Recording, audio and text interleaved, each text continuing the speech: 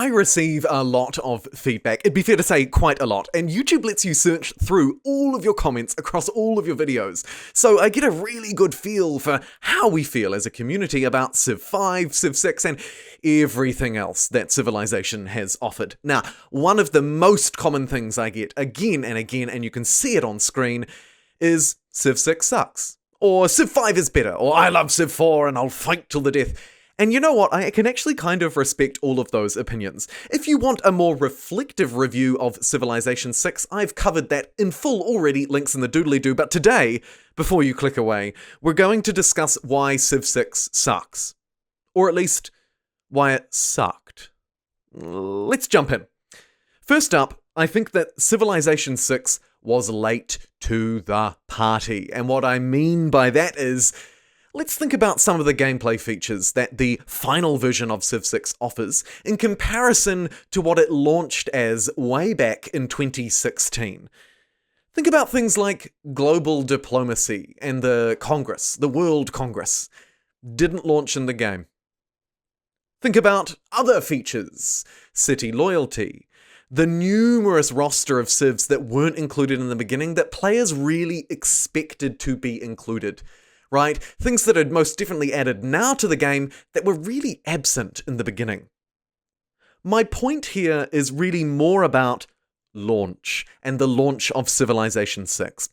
When it launched off the back of Civilization 5, but actually technically it launched off the back of Civ Beyond Earth, the sort of runt of the litter, the ignored game of the franchise. Most people compare it to Civ 5, but in reality, actually, the most relevant comparison, the most modern comparison is Beyond Earth.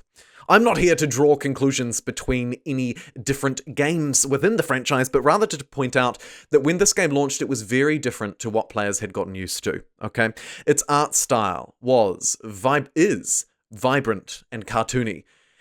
Players found it less realistic. To some, they loved it. To some, they hated it. But I think that no one would disagree with me when I say it was polarizing. Okay, it was polarizing. Rightly or wrongly, it was polarizing. Couple that with the fact that at launch, some mechanics were really not fit for purpose. One that comes to mind for me instantly was war weariness.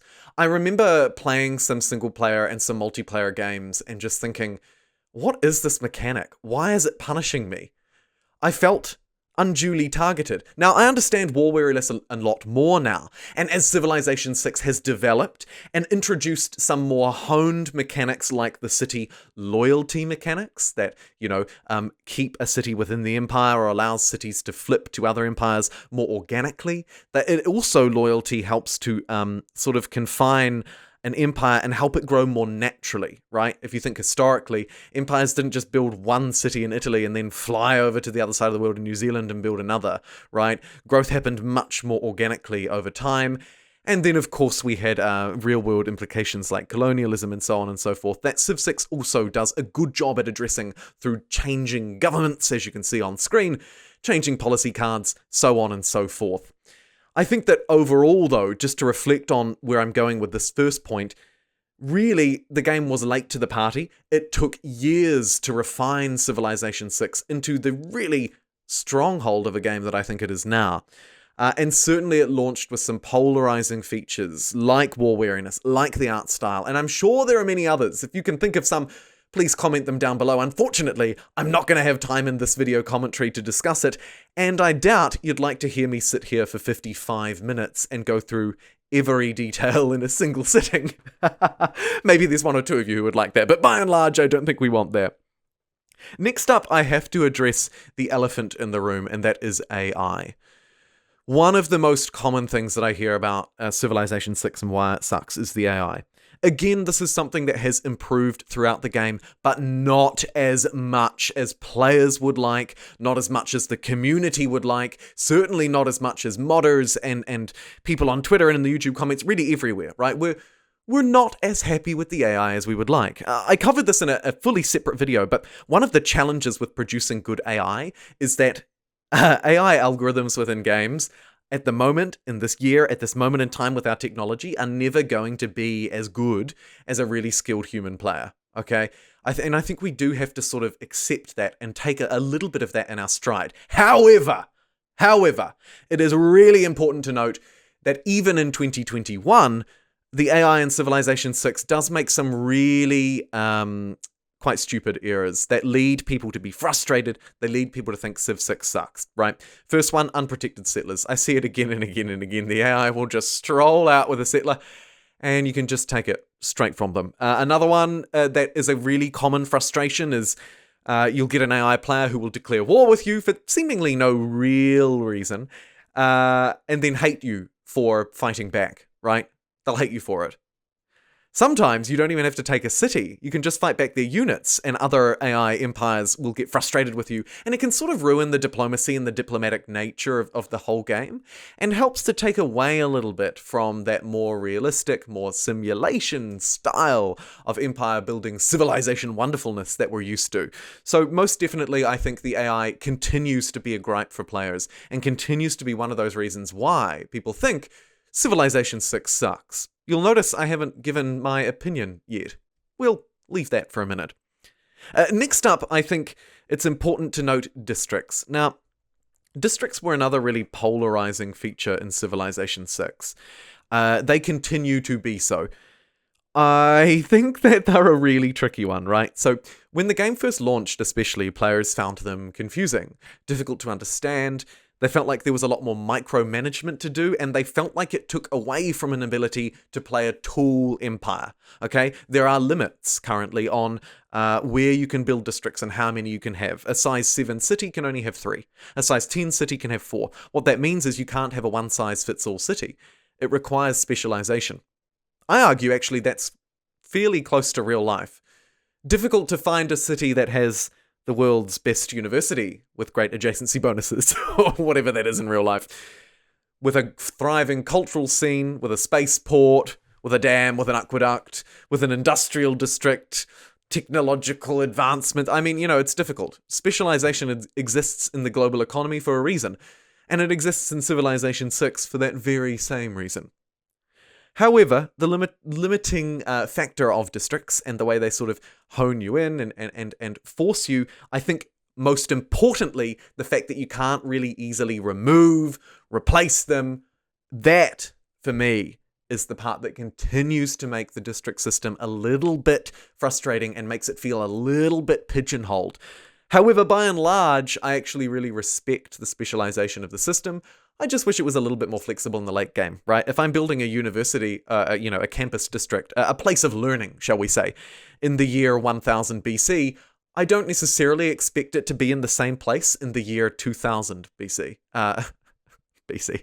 Also that is also true. What my point is, I don't expect it to be in the same place 3,000 years later, and I don't expect it to be giving roughly the same scientific bonuses later either. Now, of course, you can build buildings within it to upgrade it and modernize it, but let's be real. In real life, these things do move and shift, and it would be nice for future iterations of the Civilization franchise to reflect on that, I think. And I think that would do some justice in helping players feel like a little bit less like Civ 6 sucks.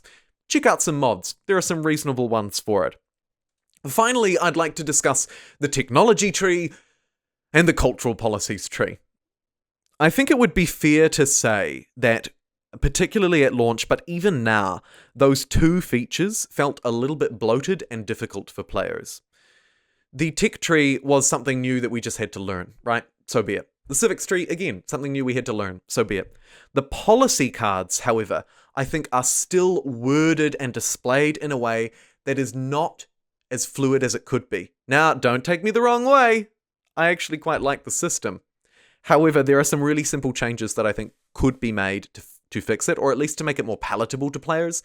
One of them that you can do in a mod right now, I play with this mod all the time, it just tells you how much of each yield the policy card will give. So instead of saying +1 housing to all cities with +2 districts, and you've got 15 cities in your empire, and you can't really be bothered going through and checking each one, it'll just tell you +15 housing. It literally just puts a little icon, right, saying +15 or +30 or whatever, and it'll do that for all those yields. I think there are some really simple ways that Civilization 6 can feel more palatable. However, back to the base point, Eureka bonuses, the tech tree, the policy tree, it did feel bloated. And I think particularly to less experienced players, it still does. I find myself from time to time, it can be a little bit overwhelming to try and micromanage it, right? So I get ya. I feel ya. It's not a perfect system. And indeed, at launch, I think specifically to touch on the Eurekas, players found them to be a little bit confusing, a little bit lacking in balance, right? It sort of didn't feel fair. It also felt like it was a lot to handle. You had to keep track of 5 or 6 different Eurekas and figure out how to plan them. This is something that is fixed over time with experience, but I would throw back a question at you. Is it something that should need to be fixed over time with experience, or is there a better way? That concludes this video on why Civilization 6 sucks, or as I argue, why maybe I can understand why it sucked. But I think that a lot of the things I've addressed, being late to the party, the launch, AI to a lesser extent, districts, Eureka bonuses, tech trees, I think that these things have come a long way, particularly with the addition of the DLC packs for this game. Most noteworthy, Gathering Storm added some incredible features to the map, to the gameplay, to the late game in particular. Also some random dynamic events like weather events. I think also the New Frontier Pass added a real diversity to the game with lots of different game modes you can toggle on and off, and also, finally, some civilizations that had been really missing. Some cultures, some civs, some histories that hadn't been told. And ultimately, this is a game about history. A game about telling stories, about creating a story. Maybe it's a story of domination, cultural victory, selling your blue jeans and wares. Maybe it's a story of great defeat at the hands of a more worthy empire. Regardless, I have to say, Civilization 6 for me went from being something that I really didn't particularly enjoy to something that I actually quite enjoy. For the reasons that make it unique and stand alone in the franchise. Thank you very much for watching and listening today. If you did enjoy this video, I'd really appreciate a like rating. Thank you very much, and I'll see you next time.